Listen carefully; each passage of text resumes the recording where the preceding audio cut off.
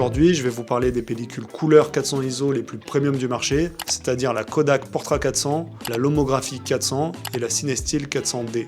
C'est des pellicules qui donnent toutes les trois des superbes résultats, mais qui ont chacune leur spécificité. Alors, pour les comparer et bien se rendre compte des différences qu'il y a entre ces trois émulsions, je vous emmène faire une sortie photo à Aupterre-sur-Drône, un petit village de Charente qui a été classé parmi les plus beaux villages de France.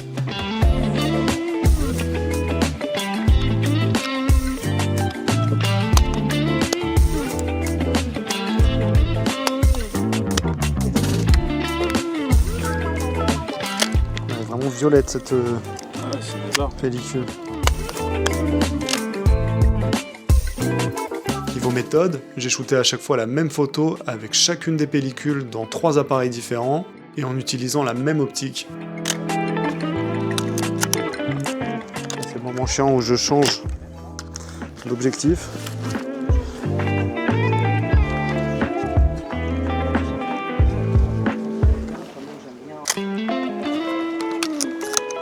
Pas mal là, avec le rose et tout, on va bien voir je pense comment ça va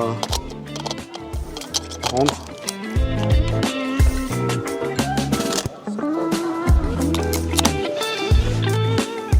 Ok, la première est faite, c'est déjà ça. Allez. Ensuite, j'ai fait développer et scanner les négatifs par mon labo habituel, et puis j'ai rajouté un peu de contraste en post-prod, mais j'ai bien fait attention à appliquer les mêmes réglages à chaque série de photos.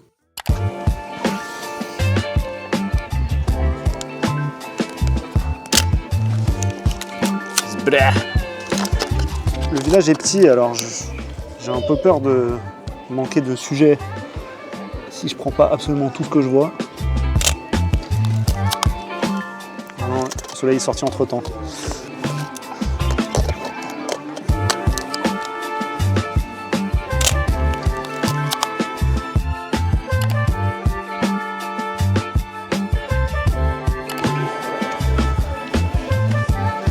Je sais pas si elle est dingue cette photo. Allez, faut que je prenne des photos. Ouais, t'as dit il fallait que tu bombardes. Ouais, c'est vrai. On pense quoi de cette statue, de cette sculpture? Cool, ça va. Ils sont un peu fusionnels, quoi. Ouais, c'est ça, c'est l'expression de la fusionnalité, quoi.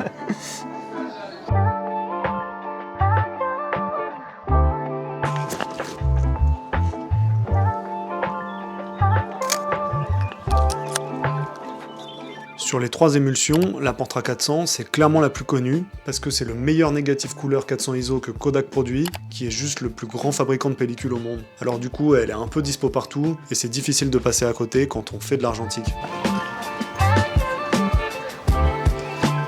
J'aime bien ça.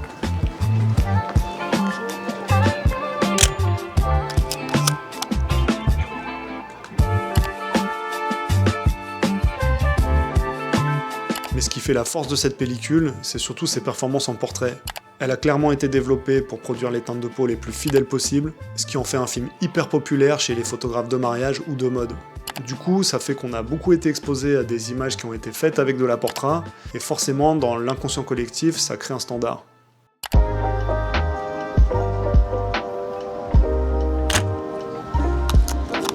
Quasiment que du ciel cette photo.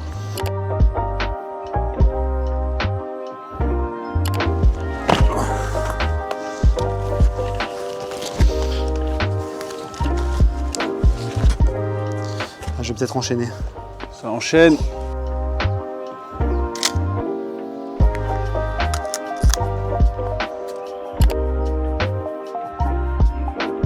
Quand la Portra elle est lancée en 98, il y avait 2 versions. La NC pour Neutral Colors, plutôt douce, et la VC pour Vivid Colors, plus punchy. Chez Kodak, ils avaient fait ça parce que c'est des paramètres sur lesquels on n'a pas beaucoup d'influence quand on fait du tirage argentique couleur traditionnel. Mais dans les années 2010, les gens ils avaient globalement arrêté le tirage traditionnel et ils étaient passés à la numérisation des négatifs. Alors pour s'adapter à ce changement, chez Kodak, ils ont décidé de fusionner les 2 émulsions pour en garder qu'une seule, qui est finalement plus proche de la version NC que de la VC, parce que c'est plus intéressant d'avoir une base neutre qu'on peut rendre plus punchy en post-production que l'inverse.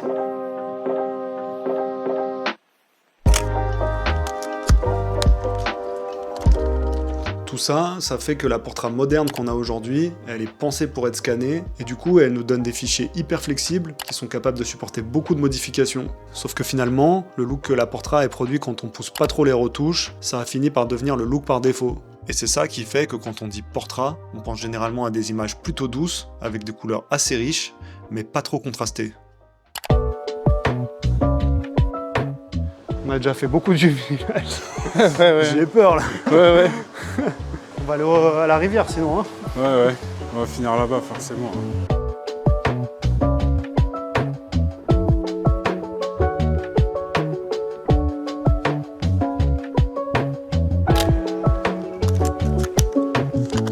Ludovic Trarieux, fondateur de la Ligue des droits de l'homme et du citoyen.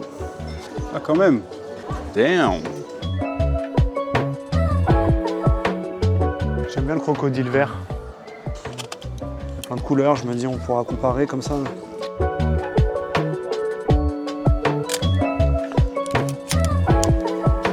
Contrairement à la Portra, la Lomo 400 elle est plutôt vue comme une pellicule qui est pas faite pour les professionnels. Et c'est vrai que l'homographie, à la base, c'est plutôt une marque qui cultive la partie expérimentale de la photo, avec par exemple des pellicules comme la Lomo Purple, que j'ai déjà testé sur la chaîne, et qui modifie complètement la réalité.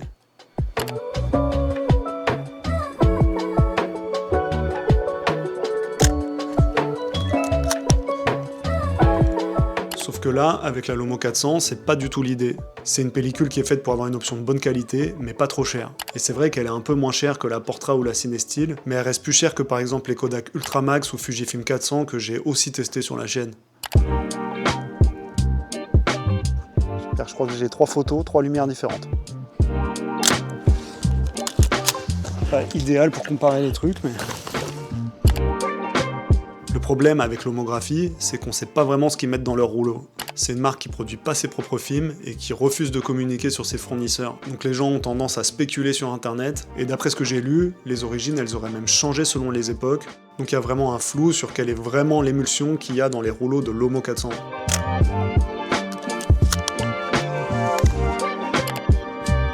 En tout cas, je trouve que cette Lomo, elle a pas grand chose à envier à la Portra, parce que quand on les met côte à côte, à première vue, il n'y a pas une grosse différence. Je dirais que la Lomo, elle est un peu plus contrastée, mais surtout elle a une teinte qui tire sur le magenta dans les ombres, ce qui fait que les rouges ressortent plus, comme par exemple dans les fleurs, alors que la Portra, elle est plus froide, avec des ombres qui tirent sur le vert. On voit bien la différence dans la couleur du goudron de la rue, par exemple. Oh, petit chat. 3 photos du chat, ça serait technique. Tu l'as là? Tu le vois? Ouais, j'espère l'avoir 3 fois. Il te laissera pas, je connais les chats. Il va te laisser en prendre 2, mais pas la... Voilà, c'est sûr. Ah, il prend la pause et tout.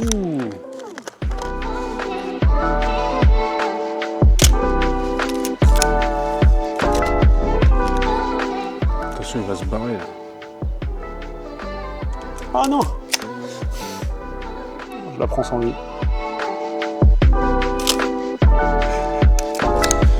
Oh putain, quelle galère.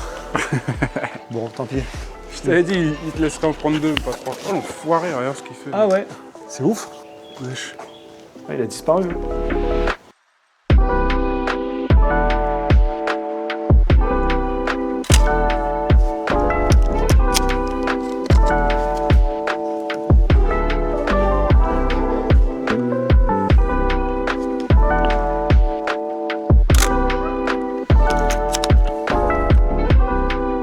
La Cinestill 400D, elle est un peu différente des deux autres, parce qu'elle produit un effet qu'on appelle halation, qui est une sorte de halo rouge qui se crée autour des hautes lumières, et qui est vraiment devenu l'effet signature de chez Cinestill. D'accord, c'est clairement un nid. Ah ouais. Cute. Si on a ces halos rouges qui apparaissent autour des hautes lumières, c'est parce qu'en fait, ce qu'il y a dans les rouleaux de Cinestill, c'est de la pellicule de cinéma. Sauf que pour développer de la pellicule de cinéma, il faut utiliser une chimie qui s'appelle ECN2, alors que les négatifs couleurs comme la Lomo ou la Portra qu'on vient de voir, ils se développent dans de la chimie C41. Et pour pouvoir développer des pellicules ECN2 dans de la chimie C41 qui est beaucoup plus répandue, il y a une solution qui consiste à retirer ce qu'on appelle la couche Remjet. C'est une couche noire qui est appliquée au dos des pellicules de cinéma. Elle est là pour protéger la pellicule contre l'électricité statique, la saleté, les les rayures, et en plus, elle a justement une fonction anti-halo. Et donc quand on l'enlève, les parties les plus lumineuses de l'image, elles produisent de l'halation, ce fameux halo rouge autour des hautes lumières. Maintenant que je vous ai expliqué tout ça, et bah la 400D, c'est pas comme ça qu'elle a été faite. C'est une pellicule qui a été entièrement conçue par Cinestyle et qui est pas, au final, une pellicule de cinéma modifiée, mais un film négatif couleur classique spécialement développé par Cinestyle. Enfin, c'est ce que dit le site officiel de la marque, parce que j'ai lu sur internet que certains disent que c'est de la pellicule de cinéma, la Kodak Vision 3 250D, qui serait en fait directement produite par Kodak sans la couche Ramjet.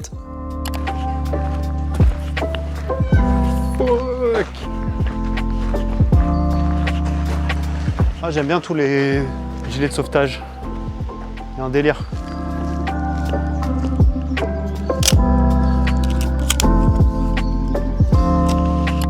Quoi qu'il en soit, c'est une pellicule qui a bien cet effet d'halation, qui est la première chose qu'on remarque sur cette Cinestyle 400D.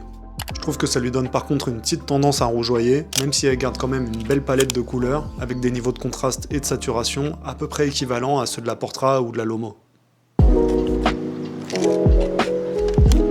Ah putain, de cheveux de merde. Ah, on veut ressembler à Chalamet, on en paye le prix. On en paye le prix, effectivement. C'est lui qui veut ressembler à moi. Comme d'habitude, j'ai fait un test d'exposition sur les 3 pellicules, et ce qui m'a vraiment beaucoup surpris, c'est de voir à quel point la Portra 400, elle supporte pas du tout la sous-exposition. Du coup, je conseillerais plutôt de prendre l'habitude de surexposer d'au moins un diaph la Portra 400, pour essayer de protéger les détails dans les ombres. De l'autre côté, j'ai été très surpris de voir qu'au final, c'est la Lomo 400 qui supporte le mieux la sous-exposition. À -2, je trouve que la photo elle est encore rattrapable, et à -1, elle est totalement exploitable, donc gros avantage pour Lomo, dont je m'attendais pas à ce qu'elle dépasse les performances de la Portra.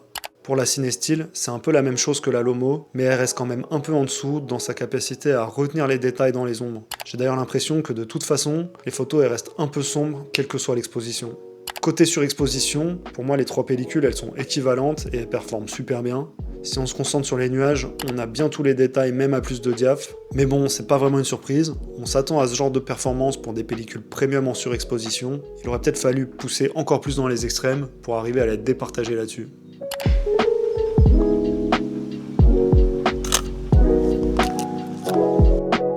Pour ce qui est de la taille du grain, je trouve que la Portra et la Cinestyle elles sont à peu près équivalentes, avec un grain hyper fin, surtout pour de la pellicule 400 ISO, et qu'on remarque à peine. La Lomo, elle est un peu en dessous, avec un grain un peu plus présent, même si au final ça reste une différence assez légère.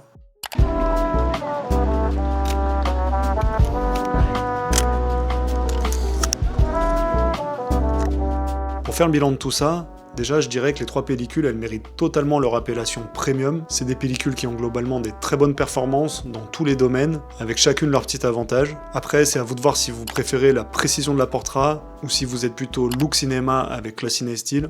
Moi perso j'ai un petit penchant pour la Lomo 400, parce que déjà j'aime bien le côté un peu plus punchy des images, et qu'en plus ça me dérange pas d'avoir un grain un peu plus présent. En tout cas, j'espère que vous avez appris quelque chose grâce à ce comparatif et que j'ai pu vous aider à choisir entre ces 3 mastodontes du négatif couleur. Si vous avez regardé jusqu'ici, n'oubliez pas de vous abonner pour voir plus de vidéos comme ça, et puis je vous dis à la prochaine!